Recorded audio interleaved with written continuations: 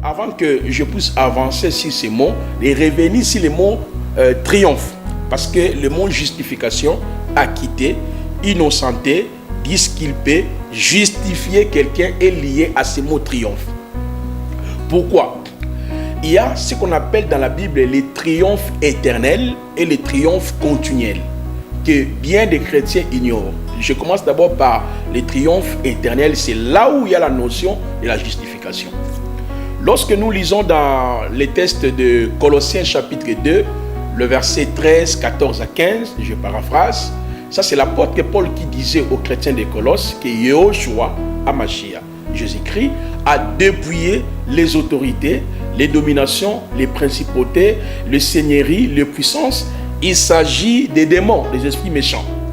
Il présente maintenant les triomphes de Mashiach, parce que dans sa conclusion, il dit Mashiach les a triomphés publiquement.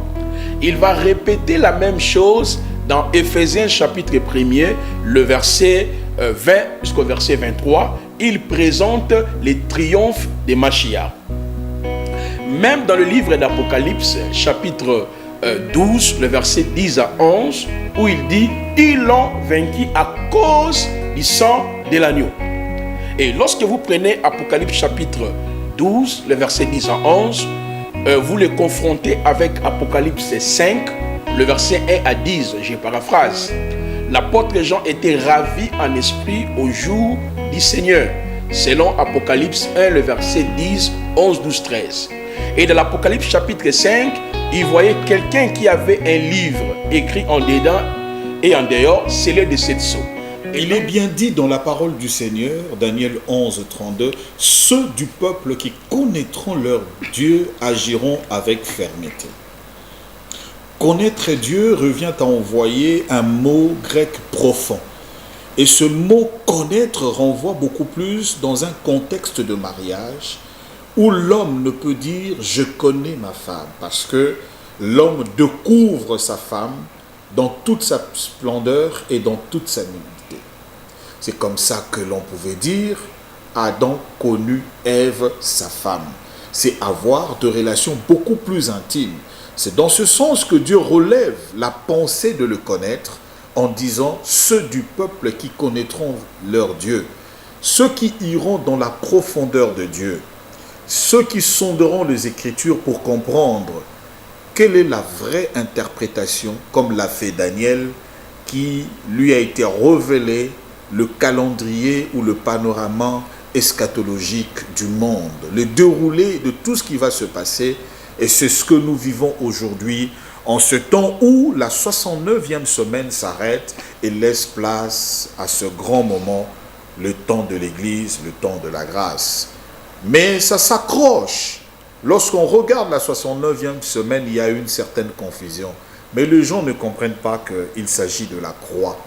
C'est cette croix qui a inauguré cette ère, qui bloque le déroulé de la 69e semaine, ce temps de grâce. Il lui faut un message prescrit parce que c'est cela qui est marqué du haut de la montagne. Il s'agit de la croix. Qu'est-ce que la croix représente? Quel est le vrai sens du message de la croix? Aujourd'hui, symbolisme du christianisme dans les églises chrétiennes, catholiques, protestantes, les mouvements de réveil, les mouvements, tout ce dont nous pouvons citer représente toujours leur croyance par la croix. Mais que s'est-il passé à la croix? Pourquoi le Seigneur Jésus est monté à la croix? Autant de questions auxquelles nous avons déjà répondu, mais la question fondamentale aujourd'hui est celle de savoir quels sont les acquis de la croix. Le Christ a triomphé. Après son triomphe, qu'avons-nous gagné en tant qu'aujourd'hui chrétiens ou enfants des dieux, disciples du Christ? Vous le reconnaîtrez certainement, nous avons commencé cette série d'émissions avec le 4 optique de la prédication de la croix, un livre écrit par le prophète Placide Massessé Bolamu, que nous recevons aujourd'hui pour continuer cette série d'émissions et particulièrement aujourd'hui en parlant du triomphe de la croix, nous mettons un accent sur un élément que nous avons reçu. Il s'agit de la justice ou de la justification par Dieu de ce que nous sommes. Dieu nous a-t-il justifiés? Nous allons en parler en profondeur. Je reçois prophète Placide Boulamou Massessé. Bienvenue dans Débat religieux. Merci beaucoup, monsieur le journaliste. J'ai dit que la paix et la grâce de notre Seigneur Jésus-Christ vous soient multipliées. Je suis tellement dans la joie d'être avec vous. Merci. Et je pense que les enfants d'Élohim seront élucidés par rapport à cette thématique, parce que la croix, c'est le début de notre existence. La croix, c'est notre entrée dans le monde. Et nous sommes dans l'obligation de pouvoir repérer la profondeur de l'œuvre achevée à la croix. Parce que Yahushua dit dans Jean chapitre 19, le verset 30, j'aime bien la déclaration de Machiar, parce que lorsque un homme arrive au soir de sa vie, ces déclarations sont pertinentes. Dans Jean chapitre 19, le verset 30, il a dit « c'est accompli » ou « tout est accompli ». Le terme « accompli » vient du mot grec « téléo ». Téléo veut dire « réaliser », « achevé », « terminé » et « accompli ». Et c'est pour cela que je suis dans la joie, parce que nous allons pouvoir essayer d'éclairer les enfants d'Élohim sur l'œuvre achevée, les liens de notre naissance, les liens par lesquels Elohim Yahweh est venu vers l'homme et les liens par lesquels l'homme est entré dans le monde. Parce que la parole nous dit, nous avons été recréés à Mashiach, c'est à partir de la croix. Merci, prophète Placide. Puisque nous parlons de la croix, du triomphe de la croix, et mettons un accent parmi le 21 éléments de triomphe des acquis de la croix. Aujourd'hui, on parle de la justification. Qu'attendez-vous aujourd'hui par ce mot justification? Parce qu'on dit que nous avons été justifiés en Jésus-Christ. Est-ce que vous pouvez commencer d'abord par l'étymologie de ce mot justification pour permettre à tout le monde de comprendre de quoi nous parlons réellement? Très bien, monsieur le journaliste, c'est vraiment une question pertinente. Dans la Bible, le mot justification est utilisé 39 fois. Et l'apôtre Paul a employé ce mot 29 fois. Le mot justification vient du verbe justifier, qui signifie acquitter, innocenter, disculper, donc déclarer quelqu'un innocent. Et j'ai aimé la façon dont vous avez posé la question. Vous avez présenté d'abord le triomphe de Christ et en même temps, vous voulez que ceux qui nous suivent puissent comprendre l'essence du mot justification. Mais je voudrais, avant que je puisse avancer sur ces mots, de revenir sur le mot triomphe. Parce que le mot justification, acquitter, innocenter, disculper, justifier quelqu'un est lié à ce mot triomphe. Pourquoi? Il y a ce qu'on appelle dans la Bible les triomphes éternels et les triomphes continuels, que bien des chrétiens ignorent. Je commence d'abord par les triomphes éternels, c'est là où il y a la notion de la justification. Lorsque nous lisons dans les textes de Colossiens chapitre 2, le verset 13, 14 à 15, je paraphrase, ça c'est l'apôtre Paul qui disait aux chrétiens de Colosse que Yahushua, Hamashiach, Jésus-Christ, a dépouillé les autorités, les dominations, les principautés, les seigneuries, les puissances. Il s'agit des démons, des esprits méchants. Il présente maintenant les triomphes de Mashiach, parce que dans sa conclusion, il dit Mashiach les a triomphés publiquement. Il va répéter la même chose dans Éphésiens chapitre 1er, le verset 20 jusqu'au verset 23. Il présente les triomphes de Mashiach. Même dans le livre d'Apocalypse, chapitre 12, le verset 10 à 11, où il dit « Ils l'ont vaincu à cause du sang de l'agneau ». Et lorsque vous prenez Apocalypse chapitre 12, le verset 10 à 11, vous le confrontez avec Apocalypse 5, le verset 1 à 10, je paraphrase. L'apôtre Jean était ravi en esprit au jour du Seigneur, selon Apocalypse 1, le verset 10, 11, 12, 13. Et dans l'Apocalypse chapitre 5, il voyait quelqu'un qui avait un livre écrit en dedans et en dehors, scellé de 7 sceaux. Et l'ange puissant posait la question, qui est digne d'ouvrir les livres et de rompre les sceaux? Alors, 3 terrains ont été présentés dans le ciel, sur la terre, sous la terre. Cela veut dire quoi? Dans la création, personne n'avait la capacité de pouvoir aller prendre les livres entre les mains droites entre la main droite de celui qui est assis sur le trône. Maintenant, la réponse était donnée par l'un des veillards à l'apôtre Jean. Ne pleure point. Voici les lions de la tribu de Juda. Les rejetons de David a vaincu pour ouvrir les livres. Mais ce n'est pas le lion qui est parti prendre les livres, c'est l'agneau. Pourquoi? Parce que l'agneau est celui qui a triomphé même avant la croix. L'apôtre Paul nous le dit dans l'apôtre Pierre, dans 1 Pierre chapitre 1er, les versets 17, 18, 19, 22, il nous dit « L'agneau qui a été prédestiné avant la fondation du monde, manifesté à la fin du temps. » Cela veut dire quoi? Lorsque le Seigneur Jésus-Christ est monté à la croix, il nous a tous accordé les triomphes éternels. Ces triomphes éternels touchent les 4 aspects qu'on avait avant la croix. Vous voyez, monsieur le journaliste? Parce qu'avant que Christ puisse nous justifier, Christ devait d'abord triompher. Il a triomphé quoi? Le péché invisible, c'est-à-dire le péché sans S à la fin.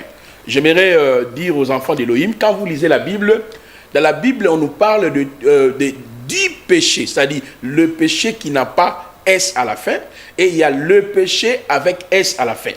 Donc la première des choses, lorsque le Seigneur Jésus-Christ est monté à la croix, a triomphé le péché invisible. Parce que le triomphe, je dis, est lié à la justification. Vous voyez? Parce que le mot justification, si je peux me répéter, signifie disculper, innocenter, justifier quelqu'un. Alors, Jésus-Christ a triomphé le péché au singulier. Le péché au singulier signifie quoi, monsieur le journaliste? Tout commence dans le jardin d'Éden. Lorsque Yahweh a créé Adam, dans Genèse chapitre 1, le verset 26 à 31, Adam était d'abord esprit. Parce que la parole nous dit, faisons l'homme à notre image, selon notre ressemblance. Adam a été créé d'abord spirituel. Dans Genèse 2, le verset 8 jusqu'au verset 5, 6, l'Éternel va former l'homme de la poussière de la terre, il va souffler sur Adam, et le texte nous dit, il devint une âme vivante. Genèse chapitre 2, 13, 17, Yahweh a placé Adam dans le jardin d'Éden. Donc quand Adam entre dans le jardin d'Éden, Yahweh va promulguer une loi en lui disant, tu pourras manger de tous les arbres du jardin, tu ne mangeras pas. C'est ça le péché. Quand Adam a violé cette loi-là, c'est ça le péché sans S.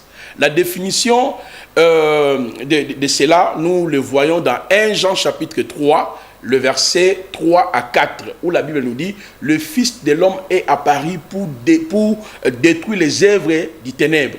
Et l'apôtre Jean, dans les versets 3, 4 de 1 Jean chapitre 3, il dit, car le péché est la violation de la loi. C'est pour cela quand on lit dans Romains chapitre 10, le verset 4, jusqu'au verset 6e, en parlant sur la justification, vous allez voir que la justification est toujours associée du péché au singulier. Donc quand il a triomphé, et en même temps il nous a justifiés, parce que tous les êtres humains, messieurs les journalistes, avant la venue de Jésus-Christ, s'est retrouvé dans le péché étant la violation de la loi. Je peux donner des tests rapidement. Nous avons Actes chapitre 17, le verset 24 à 26. L'apôtre Paul a dit, Elohim a permis que tous les êtres humains sortent d'un seul sang. Or, dans Romains chapitre 5, le verset 12 à 18, la parole nous dit, par un seul homme, ça c'est Adam. Vous voyez, le péché est entré dans le monde. On ne parle pas le péché avec S à la fin, mais le péché sans S, c'est-à-dire la violation. Par un seul homme, le péché est entré dans le monde et le péché a touché toutes les races humaines. Et l'apôtre Paul précise, même ceux qui n'avaient pas péché. Vous voyez, c'est-à-dire ceux qui n'avaient pas violé la loi que Yahweh avait promulguée dans le jardin d'Éden. Donc quand Jésus-Christ est monté à la croix, il a triomphé. C'est pour cela que je parlais du triomphe éternel. je vais chuter maintenant sur les triomphes continuels, parce qu'il y a beaucoup de confusion aussi dans ce sens. La deuxième des choses, monsieur le journaliste, Jésus-Christ a triomphé le péché visible. C'est-à-dire... ok, on évolue. Oui. Pour ceux qui nous suivent, le prophète Placide a fait la première gymnastique pour vous expliquer le péché au singulier. Et il vous dit que, d'ailleurs c'est le mot qu'il avait utilisé la fois passée, donc nous, c'est devenu une nature pour nous, le péché comme nature de l'âme. Donc c'est ce qui s'est passé par ce qu'on appelle par le chemin d'un seul homme, par Adam. Le mot utilisé dans son livre, si vous lisez, ça s'appelle imputation. Très bien. Donc le péché nous avait été imputé.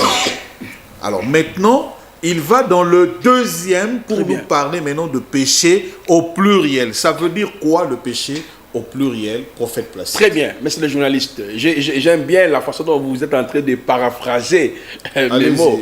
Alors, lorsque vous lisez dans 1 Corinthiens chapitre 6, le verset 9 à 11, c'est dans ces passages-là, l'apôtre Paul explique le péché au pluriel, ce que nous appelons le péché étant des actes qu'on pose, l'impudicité, mensonge, ivrognerie, l'escroquerie, la magie, la colère, sous d'autres mots, les œuvres de la chair.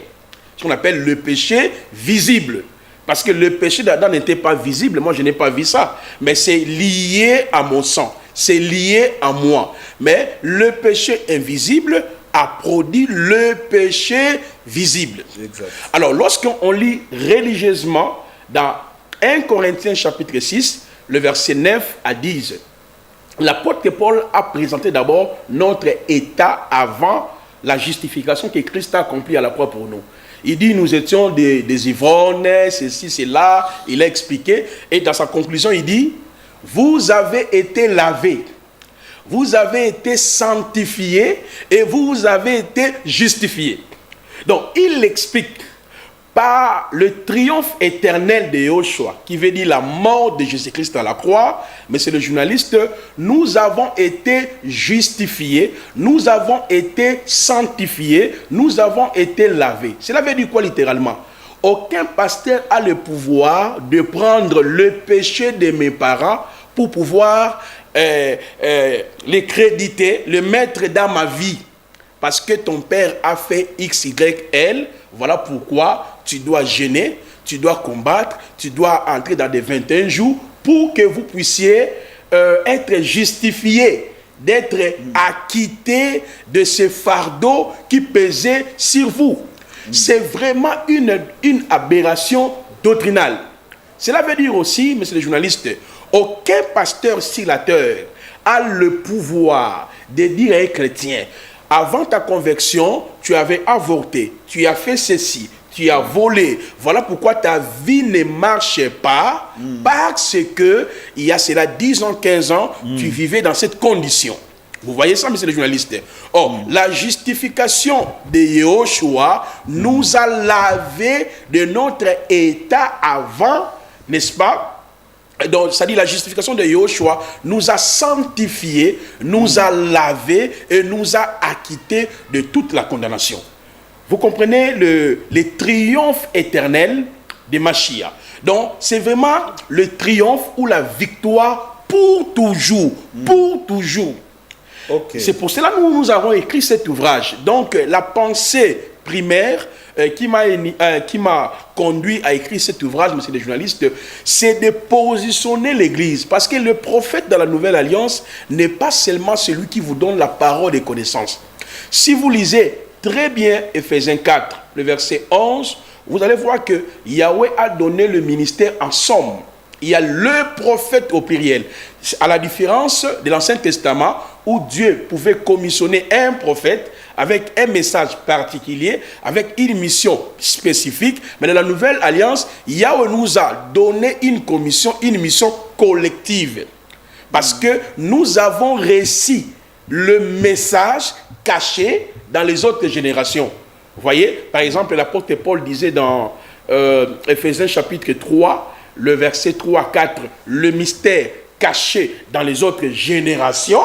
Là, il parle de Mashiach. Éphésiens 3, versets 3 à 4. Et si vous entrez même dans Colossiens chapitre 1, 24 jusqu'au verset 26, là où il a dit Christ est le mystère caché dans les autres générations, le mystère révélé par qui Dieu a mis la sagesse, Christ en moi, espérance de la gloire. Donc dans la nouvelle alliance, Yahweh a donné le ministère en somme, le prophète, le pasteur, les docteurs, les évangélistes, avec le message de la croix. C'est ça l'évangile.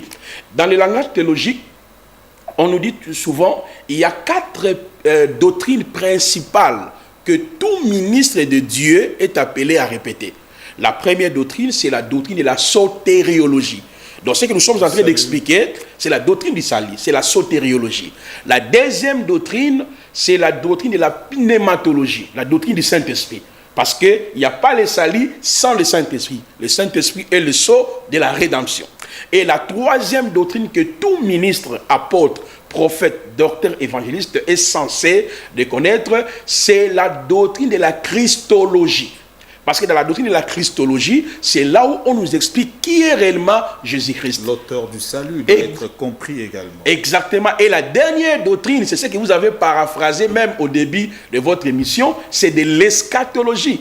Quand vous avez parlé des 70 semaines de Daniel, voilà. Parce qu'à travers l'eschatologie, nous avons la possibilité de comprendre la place de l'Église, Israël et les nations dans le perspective prophétique. Voilà. Oui, je reviens. Maintenant, prophète, parce que si je vous laisse, vous allez aller toujours dans les explications. Mais on revient quand même sur la doctrine de la justification. Très bien, c'est très important. Très bien. Alors, parlons maintenant de la justification, les axes de la justification. Très bien. À quel moment on peut parler réellement cette personne a été justifiée? Très bien, très bien. Innocenté. Innocenté, très bien. Si vous me permettez, il n'y a que 2 éléments que je voulais ajouter par rapport au triomphe de Christ. Et je vais citer ici la justification. J'étais en train de dire, Jésus-Christ à la croix a triomphé le péché. Le péché là est lié à la justification. Nous avons été acquittés. Jésus-Christ à la croix a triomphé le péché avec S à la fin, le péché au pluriel. Et qu'est-ce que Christ à la croix, monsieur le journaliste, a triomphé? Parce que je suis en train de parler du triomphe de Yahushua. Il n'y a pas la justification sans le triomphe. Il n'y a pas la glorification sans le triomphe. Parce que tous les actes rédempteurs que vous avez précités ici nous renvoient toujours sur le triomphe de Jésus-Christ. Donc si les gens ne comprennent même pas ce que c'est le triomphe éternel de Christ, ils ne peuvent même pas comprendre la justification. C'est pour cela que je suis en train un peu d'essayer d'aller ça et là pour, afin d'aider les hommes de Dieu, les peuples de Dieu, de saisir la pensée du Seigneur. La troisième des choses que Christ a triomphé à la croix, une seule fois pour toutes, c'est la vaine manière que nous avons hérité de nos parents. 1 Pierre chapitre 1, le verset 18 à 19. Dans certaines versions, on parle des traditions que nous avons héritées.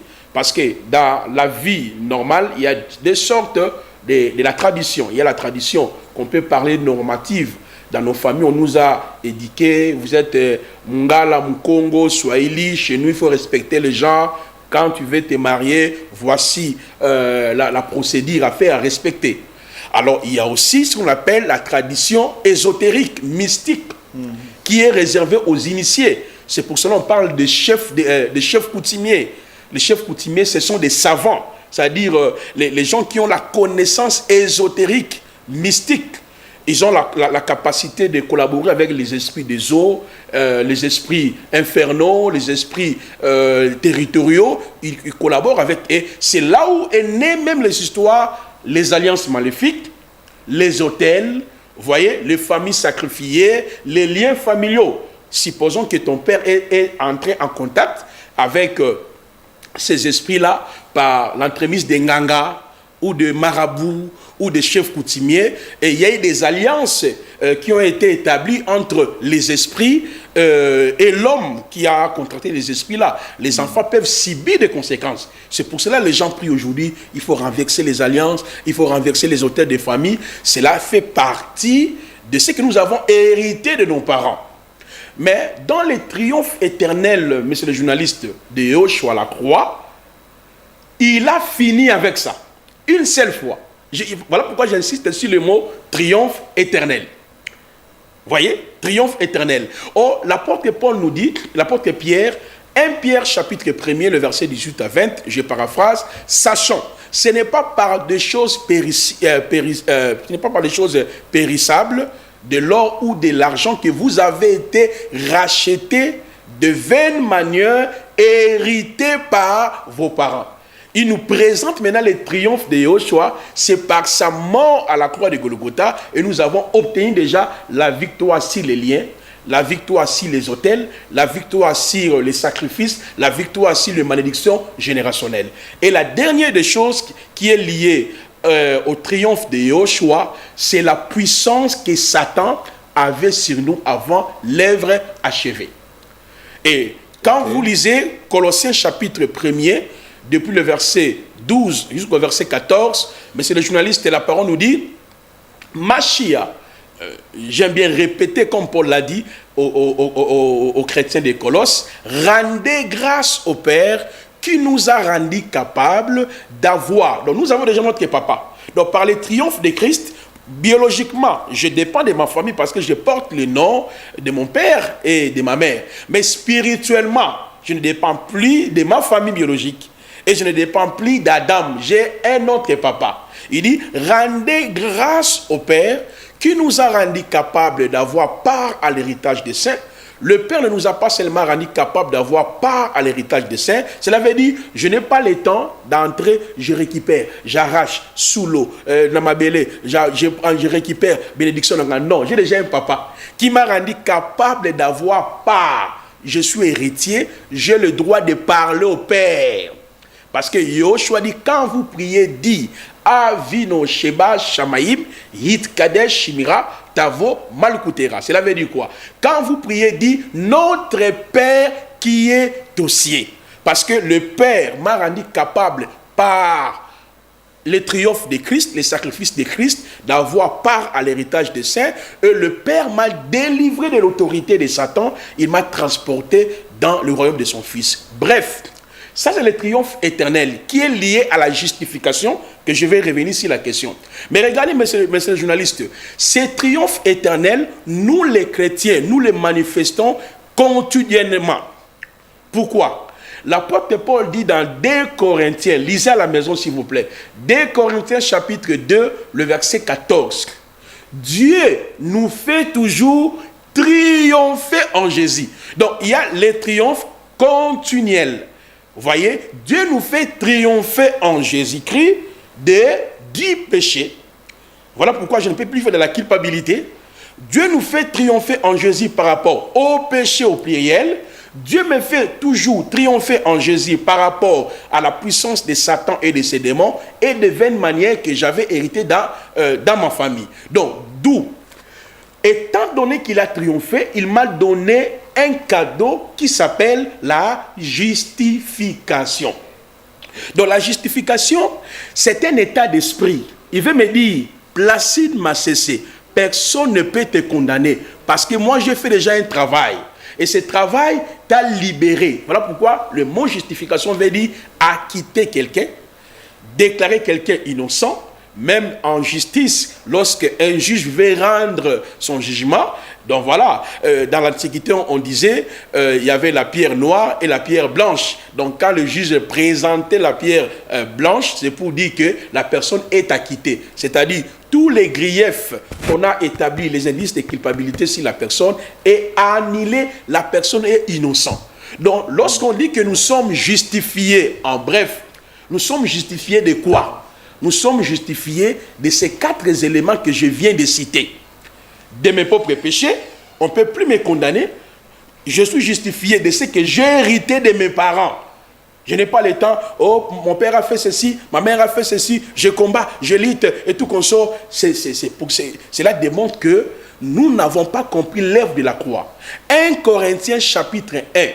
À partir du verset 18, l'apôtre Paul présente la prédication de la croix comme la puissance de Dieu et les salut. Il va présenter trois éléments. Il présente les Juifs qui vivent dans l'incrédulité, il présente les Grecs et il présente nous qui sommes sauvés. Donc il démontre que C'est par l'évangile de la croix, nous sommes sauvés. Et dans le verset 30 du même chapitre de 1 Corinthiens chapitre 1er, le verset 32, il dit, il s'est fait pour Dieu rédemption, sanctification et justification. Donc c'est que ma justification découle de ce que Christ a fait pour moi à la croix, et la justification a ses conséquences aussi. Prophète Placide, Oui. à vous entendre parler, vous rendez les choses tellement simples aujourd'hui. Les gens peuvent se vider d'une église pour dire, voilà, le prophète nous a dit que nous n'avons plus le droit parce que nous brisons des autels, ça ne nous concerne pas. Parce que il y a eu la justification par rapport à ce péché éternel de nos vaines manières. Nous avons les traditions que nous avons héritées de nos pères. Et pas seulement ça, vous arrivez à expliquer bien ce péché au singulier qui était collé à notre nature dès l'imputation. Le Christ a triomphé également de ça parce qu'il s'est fait pécher pour nous. Alléluia. Comme la Bible le dit. Mais une question qui taraude maintenant les esprits. Les gens, pendant cette émission, peuvent également se poser des questions. Est-ce que par rapport à ce péché continuel ou des actes que nous-mêmes nous posons au quotidien, selon qu'il est dit dans la parole du Seigneur, je reviens sur une notion, si nous confessons nos péchés, il est juste et fidèle pour nous pardonner et nous purifier de toute iniquité. Donc ça veut dire, on a l'impression dans le contexte de cette parole que la vie de l'homme au quotidien, je sais que ça va te renvoyer dans beaucoup d'explications sur la composition de l'homme, l'âme, le corps, etc. Mais on va épargner un peu cela. Est-ce que aujourd'hui, un homme peut se retrouver en train vraiment de briser les autels, parce que ça devient une réalité. Ceux qui y vont, ils vivent cela.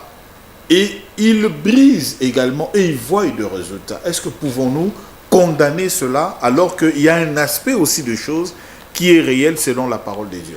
Monsieur le journaliste, vos questions, ça me met vraiment dans mon état pour pouvoir décortiquer beaucoup de choses.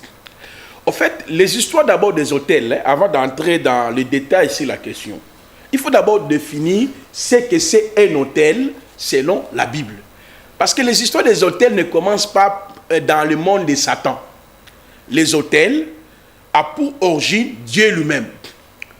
Par exemple, on nous dit l'agneau a été prédestiné avant la fondation du monde. On nous parle de la mort du salut des Élis avant la fondation du monde. Ce n'est pas un animal comme ça que Dieu avait mis avant la fondation du monde. On nous explique déjà que dans un temps bien déterminé, le Seigneur viendra pour mourir, pour sauver ses Élis. C'est pour cela l'apôtre Paul dans Éphésiens chapitre 1, le verset 3 jusqu'au verset 12e, il parle ainsi de la préconnaissance des Élis. Nous sommes saints en Christ avant notre existence. Il nous a rédemptés avant notre existence. Il nous a sanctifiés avant notre existence. Nous sommes cohéritiers avec Christ avant notre existence. Ça, c'est Éphésiens 1, chapitre 3, 4, 5, 6, 7. Est-ce que nous, pardon, prophète, est-ce que nous pouvons coller cela aussi par rapport à Jérémie? Avant que je t'eusse formé, je te formé dans le ventre de ta mère. Très bien. Je te connaissais et je t'avais établi. Connaître avant et établir. Donc ça veut dire que l'œuvre de Christ, très bien, dans l'au-delà, dans avant, donc Dieu savait déjà ce que nous serions. Alléluia. Il nous a préparé en venant ici. Nous touchons directement en acceptant Christ l'accomplissement de toutes ces choses parce que notre avenir dépend de là avant. Très bien. C'est pour cela, la croix n'est pas d'abord le lieu de notre salut. Mais la croix, c'est le lieu de la réalisation de notre salut en Jésus-Christ. Parce que notre salut en Jésus-Christ a 3 étapes. La première étape, ce qu'on appelle la préconnaissance des Élis. Donc, Dieu nous a connus d'avance. Vous voyez, lorsque vous ajoutez même Romains chapitre 8, le verset 29 jusqu'au verset 32, c'est qu'il a connu d'avance, il les a appelés, il nous a justifiés, il nous a glorifiés. C'est pour cela qu'on aura le temps d'expliquer ce que c'est la glorification, ce que c'est la sanctification. Parce qu'aujourd'hui, les gens confondent les choses. Tu verras quelqu'un vous dit, oh non, Dieu m'a appelé pour prêcher la sanctification. Ah bon? La sanctification, c'est un acquis qui est dans le monde salut. Il y a 21 acquis. Maintenant, si Dieu t'a appelé de prêcher la sanctification, il y en a 21. Maintenant, les autres, ils vont prêcher quoi? Le seul et l'unique message, c'est la prédication de la croix. Donc, dans la première étape, Dieu nous a choisis avant la fondation du monde. Maintenant, la croix n'est que la réalisation de ce que Dieu avait arrêté, déterminé, selon le bon vouloir de sa volonté. Quand vous lisez Éphésiens chapitre 1, les versets 12 jusqu'au verset 13e. Je reviens sur votre question. Déjà, par rapport à cette pensée-là, on nous montre qu'il y a un autel céleste. Donc, quand on parle des autels, le premier personne ou la première personne à voir l'autel, c'est nous l'Église. Nous, notre autel ne commence pas d'abord à la croix. Ça commence depuis le temps éternel. C'est là où tu étais crucifié avec Christ, enseveli avec Christ, ressuscité avec Christ, assis avec Christ. Là, c'était comme le programme de Dieu. C'est pour cela, quand vous lisez dans Hébreux chapitre 13, le verset 8, on nous dit, lui, il est entré dans les sanctuaires célestes. On présente l'autel spirituel, l'autel invisible, où Christ est allé devant le Père pour faire quoi? Pour nous rédempter, pour nous sauver. Déjà, nous les chrétiens, nous avons notre autel, qui est d'abord spirituel, et cet autel-là, c'est la croix. Voilà, il faut qu'on leur présente aussi, hein, parce que quand on dit il s'est présenté, non pas dans le tabernacle, mais dans le tabernacle céleste, fait de main de Dieu lui-même, où il est venu présenter son propre sang à son Père comme sacrifice. Donc c'est dans ce contexte-là, exactement, où ceux qui ont la notion des autels, ils peuvent aussi également se référer à ce passage des Hébreux pour comprendre que l'autel dont on fait allusion, donc au fait, dans le céleste, comme tu l'as dit là bien avant, c'est comme ça les choses, c'est comme ça que ça se présente. Très bien. Moi, je suis un cheval. Je réponds à votre question, monsieur le journaliste. Très bien. Là, c'était pour vous expliquer d'abord, l'origine des autels ne commence pas avec Satan, c'est avec Dieu. Mais quand nous entrons dans l'état sur la terre, vous savez la première personne qui a bâti l'autel, les mots autel. Parce que dans l'interprétation théologique, il y a des principes basiques qu'on appelle la loi de la première occurrence. Cela veut dire là où la première fois le mot a été utilisé, exploité. Exemple, si vous voulez parler sur le mot grâce, il faut retourner dans Genèse 6, le verset 8 à 9. Parce qu'on dit Noé trouva grâce. Donc si vous voulez expliquer le mot grâce, il faut aller là-bas. Si vous voulez parler du mot, par exemple, adoration, Genèse 22, le verset 1 à 3, c'est dans la vie d'Abraham, c'est pour la première fois le mot adoration a été utilisé.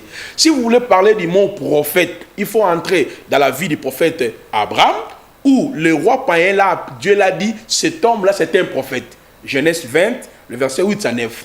De la même manière, si le mot autel, qui fut le premier à bâtir l'autel? C'était Noé. Genèse chapitre 9, après la sortie de l'arche, c'est Noé qui fut le premier à bâtir l'autel physique. Un autel, c'est un point de jonction entre la divinité et le peuple. Et dans la suite, on voit Jacob, et on voit Isaac, et on voit Job aussi. Et par après, dans la suite, nous pouvons aussi observer 4 sortes d'autels que Dieu avait établis. L'autel de bois, l'autel de terre, l'autel de rein, l'autel de parfum. Donc, c'est que les histoires des autels ne commencent pas avec Satan. Ils commencent avec Dieu. Mais regardez, monsieur le journaliste, le Seigneur permettra, je viendrai, nous allons parler sur la position des croyants, parce qu'il y a un ouvrage que j'ai écrit ici, la position des croyants après l'œuvre achevée. C'est là où j'ai expliqué maintenant notre position avant la croix, et notre position après. Il y a tout un chapitre où je suis en train d'expliquer les termes liens, les termes autel. Vous voyez, peut-être nous aurons le temps, mais ici je réponds seulement à la question. Exactement. Écoutez très bien, monsieur le journaliste. Il y avait aussi les autels vers les nations. Les nations bâtissaient les autels dans le but de présenter les sacrifices à l'honneur de leur Dieu.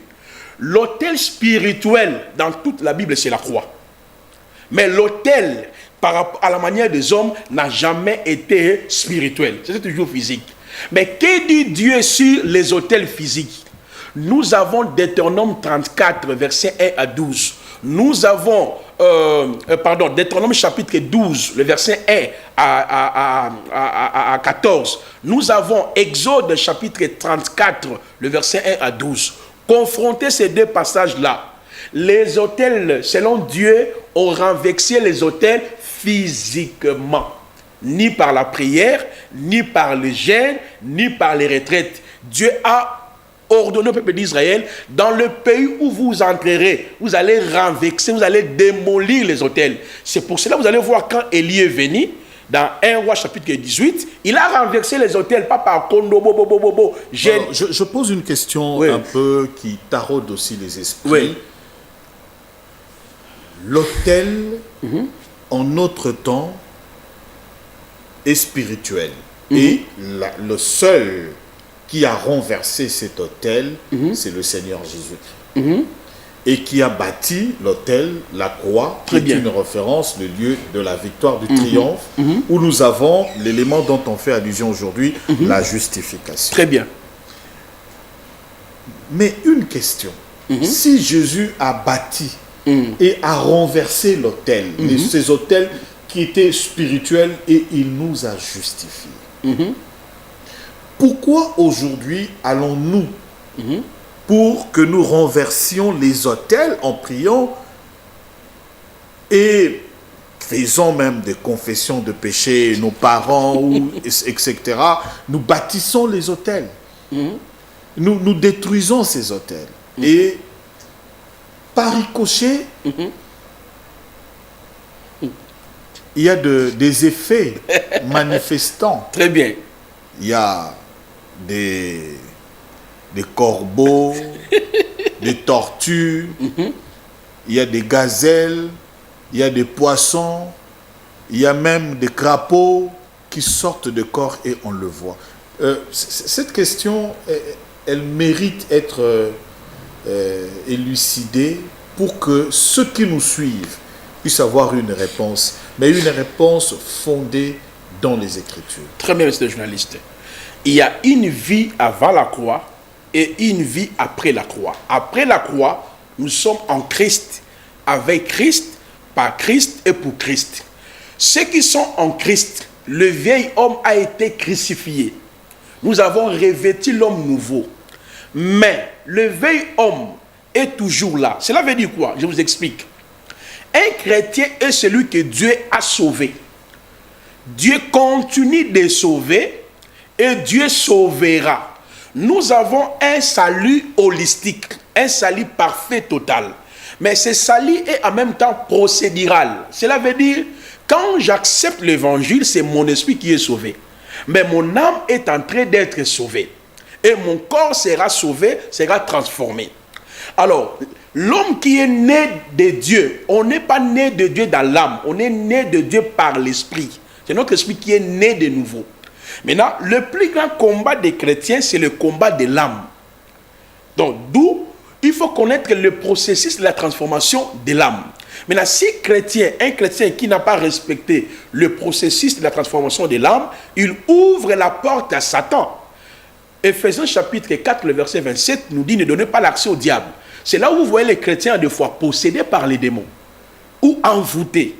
Vous voyez? Ou des chrétiens qui sont victimes de mauvais sorts, des sorciers, des marabouts. Parce que là, la Bible fait voir que les armes avec lesquelles on sent qu'il y a un combat. On est chrétien, mais il y a un combat spirituel. J'arrive, monsieur le journaliste. Voilà pourquoi je dis, lorsque... etc. Parce que les gens pensent que le prophète Placide est contre les autels, et contre les alliances. Je ne suis pas contre les autels, contre les alliances. Il faut bien les contextualiser. Non, il faut bien m'écouter par contre, voilà. Parce que les gens m'écoutent toujours à contre-courant. Quand on dit autel dans la Bible, autel, quand on dit les liens, quand on dit les alliances, les sacrifices, on fait l'allusion aux démons, aux esprits méchants. Il ne faut pas que nous puissions confondre l'exercice de l'autorité de Christ, qui est c'est-à-dire une commission qu'il nous a donnée. Un chrétien qui est en Christ, avec Christ, par Christ et pour Christ, lui, les démons ne sont plus en lui. Parce que son esprit, son âme et son corps appartiennent au Seigneur. 1 Thessaloniciens chapitre 5, le verset 22 à 23, que Dieu de paix lui-même vous sanctifie votre corps, âme et esprit. Maintenant, les chrétiens qui est sauvé, il vit par la foi et par l'adoration. Ça, c'est au niveau de l'esprit. Mais au niveau de l'âme, il doit connaître le processus de la transformation de l'âme qui est bel et bien consigné dans Éphésiens chapitre 4, le verset 20 jusqu'au verset 27. 1. Le dépouillement, les renouvellements, les renoncements, la confession, l'adoration, connaître la volonté de Dieu, louange et adoration, les cantiques inspirés. Il y a vraiment, c'est-à-dire il y a beaucoup d'éléments à expliquer par rapport à cela. Mais est-ce que les chrétiens d'aujourd'hui, ils ont la connaissance de cela? Comment, au lieu d'amener quelqu'un qui est en Christ dans cette voie, nous les ramenons avant la croix? On peut parler des autels, des malédictions, tout, pour les païens, les gens qui ne sont pas encore sauvés. Parce que leur âme, leur esprit, leur corps sont gérés par qui? Par Satan. Ce n'est pas mauvais de parler sur les autels, de parler sur des malédictions. Mais si on doit présenter cela, il faut dans un auditoire spécifique, ce sont les païens. Mais celui qui est en Christ, avec Christ, par Christ, il doit grandir dans la connaissance de Christ. Il doit savoir que son esprit est sauvé. Ce n'est pas lui qui gère son esprit. 1 Corinthiens 6, le verset 16-17. Ton esprit appartient au Seigneur. Maintenant, quand tu vis par l'esprit la nouvelle création, 1 Jean chapitre 4, le verset 4 jusqu'au verset 5. 1 Jean chapitre 5, le verset 4 à 5, la nouvelle création vit par la foi. Nous avons confondu la foi et la croyance. C'est pour cela, monsieur le journaliste, le Seigneur le permettra, je viendrai sur votre plateau pour vous expliquer comment le processus de la transformation de l'esprit est consigné dans la Bible. C'est ça notre nourriture. Comment le processus de la transformation de l'âme. Maintenant, le prédicateur confond les deux. La vie avant la croix et la vie après la croix. Avant la croix, les liens existent. Les autels existent. Les malédictions. Quel est le remède? C'est le triomphe de Christ. Mais celui qui a accepté l'évangile est déjà justifié des autels, des malédictions, des coutumes. Il faut maintenant enseigner celui qui a été sauvé. Son salut est parfait et holistique, mais c'est aussi procédural. Comment il doit gérer son âme? Processus de la transformation de l'âme. C'est là où les gens ont confondu les œuvres de la chair et les démons. Exemple, quelqu'un qui ment. Quelqu'un qui est en train de prier, Seigneur, délivre-moi des liens, des malédictions.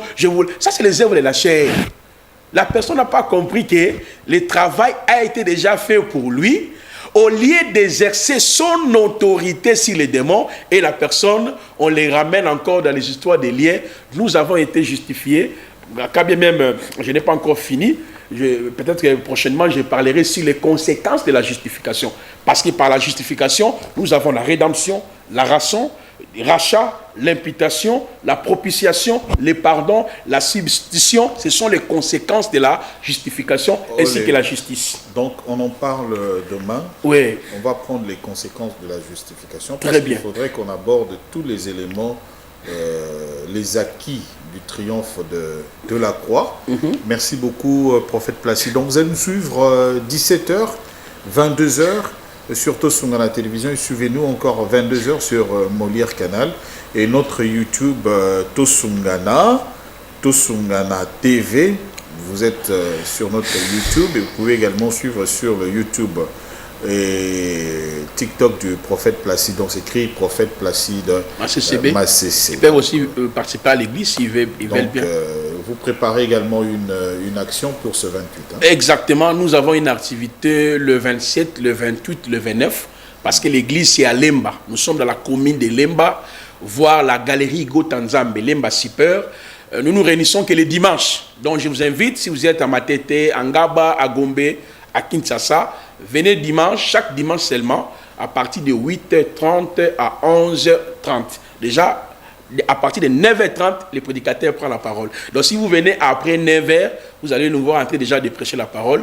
Vous êtes le bienvenu. Et celui qui viendra aussi, nous avons des ouvrages comme ça, c'est gratuit. On essaie de donner aux frères et sœurs. Merci, monsieur le journaliste. Voilà, merci à vous qui nous suivez. N'oubliez pas de nous appeler. Le numéro est juste au bas de vos petits écrans. Vous pouvez nous appeler. Merci à Néhémie qui était à la prise des vues. Merci à Pam Sebienga qui était à la régie finale et réalisation de ce numéro débat religieux autour des triomphes de la croix et précisément la justification. Nous continuons avec ces sous-thèmes où nous parlerons également des conséquences de la justification. Merci à vous également. C'est moi qui vous remercie. Et au revoir et bonne suite de programme. Merci.